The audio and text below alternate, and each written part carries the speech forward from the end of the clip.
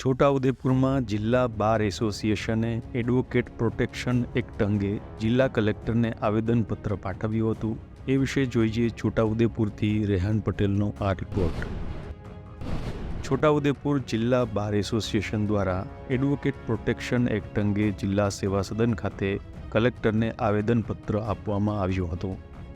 વકીલો પર થતા હુમલા બંધ કરો, એડવોકેટ પ્રોટેક્શન એક્ટ લાવો, વકીલોને રક્ષણ આપો, વકીલ એકતા જિંદાબાદ એવા સૂત્રોચ્ચાર સાથે મોટી સંખ્યામાં વકીલોએ એકઠા થઈને જિલ્લા કલેક્ટરને આવેદનપત્ર આપીને રજૂઆત કરી હતી.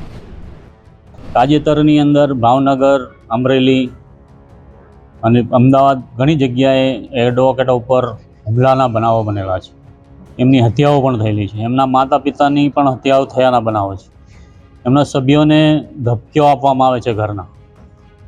આવા સંજોગોમાં જ્યારે વકીલ આલમ ન્યાય માટે કોર્ટોની અંદર અસીલો માટે લડતું હોય તો એ નિશ્ચિત છે કે તેમની ઉપર એક પક્ષ અદાવત રાખતો હોય છે અને અવારનવાર હુમલા કરતા હોય છે.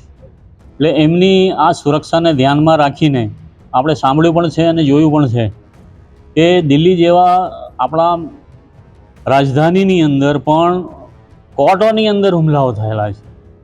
અને એ જોતાં અમારી એવી માંગણી છે કે આ એડવોકેટ પ્રોટેક્શન એક્ટ આવે, વકીલોને સુરક્ષા પૂરી પાડવામાં આવે